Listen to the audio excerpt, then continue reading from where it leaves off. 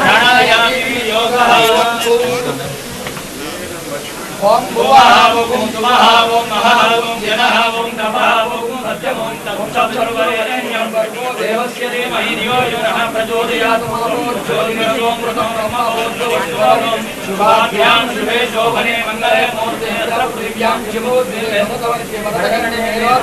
दक्षिणदिग्भागे श्रीशैलस्य वायुव्य प्रदेशे श्रीकृष्णावेद्यां गोदावर्योर्मध्यदेशे वनदुर्गा भवानी आलय सन्निधाने अस्मिन् वर्तमान व्यवहारिक सान्द्रमाणे नोदिनाम संवत्सरे दक्षिणायने हेमन्तासु मार्गशिरमासे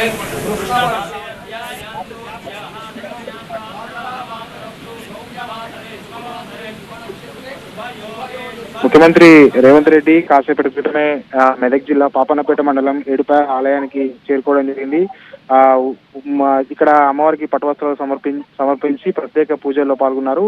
ముఖ్యమంత్రి రేవంత్ తో పాటు మంత్రులు పొంగులేటి, అలాగే దామోదర, పిసిసి ప్రెసిడెంట్ మహేష్ కూడా హాజరయ్యారు. సో మొత్తంగా ఏడుపాయ ఆలయ దర్శనం అనంతరం మళ్ళీ ఇక్కడ నుంచి నేరుగా మెదక్ చర్చికి వెళ్తారు.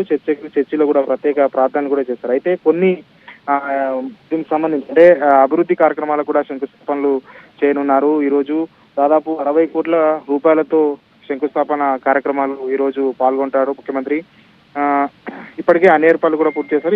ఇక్కడ జరిగిన తర్వాత ఏదైతే మెదక్లో ఈ కార్యక్రమం జరిగిన తర్వాత ఏడుపాయల ఆలయంలో ఈ కార్యక్రమం పూర్తి చేసుకున్న తర్వాత నేరుగా ఇక్కడ నుంచి మెదక్ చర్చికి వెళ్తారు. ఈ రోజు శంకుస్థాపనలు ప్రారంభోత్సవాలు ఉన్నాయి. కొన్ని 750 కోట్ల రూపాయల నిధులతో చేపడుతున్న అభివృద్ధి పనులకు శంకుస్థాపన చేస్తారు ముఖ్యమంత్రి రేవంత్. 250 కోట్ల రూపాయలతో నర్సింగ్ కాలేజ్ కి, 210 కోట్లతో పారామెడికల్ కాలేజీ పనులకు శంకుస్థాపన చేస్తారు. అనంతరం మెదక్ చర్చి అభివృద్ధి పనుల కోసం 30 కోట్ల రూపాయలు ఇప్పటికే మంజూరు చేయడం జరిగింది. అలాగే ఏడుపాయల ఆలయానికి కూడా 35 కోట్లతో అభివృద్ధి పనులకు శంకుస్థాపన చేయనున్నారు ముఖ్యమంత్రి రేవంత్. అలాగే young India integrated residential school కూడా సీఎం శంకుస్థాపన చేస్తారు. అలాగే తాండాల్లో 45 కోట్ల రూపాయలతో రోడ్ల పనులకు కూడా శంకుస్థాపన చేయనున్నారు ముఖ్యమంత్రి. మహిళా స్వయం సహాయక గ్రూప్ లో కూడా 100 కోట్ల రూపాయల చెక్కును ఇక్కడ అందించనున్నారు సీఎం వస్తున్న క్రమంలో భారీగా పోలీసులు కూడా బందోబస్తును ఏర్పాటు చేశారు. ఏడుపాయల ఆలయం వద్ద కావచ్చు, లేదంటే మెదక్ చర్చి వద్ద కావచ్చు, భారీ బందోబస్తును ఏర్పాటు చేశారు. ఇప్పటికే మెదక్ చర్చి కూడా పోలీసులు ఆధీనంలోకి తీసుకున్నారు. కాసేపు అంటే ఏదైతే సీఎం అక్కడికి చేరుకుని అక్కడ ప్రత్యేక ప్రార్థన చేసినంత వరకు భక్తులు కూడా నిలిపివేస్తారు. అనంతరం మళ్ళీ భక్తులకు యథావిధంగా దర్శనాన్ని అయితే ఇస్తారు. సో మొత్తంగా సీఎం మొదటిసారి ఏదైతే సీఎం అయిన తర్వాత, కాంగ్రెస్ పార్టీ అధికారంలోకి వచ్చిన తర్వాత రేవంత్ సీఎం అయిన తర్వాత తొలి పర్యటన మెదక్ జిల్లాకు సంబంధించి అనాలి. గతంలో అధికారికంగా మాత్రం ఇదే ఈ రోజు తొలి పర్యటన అని చెప్పొచ్చు.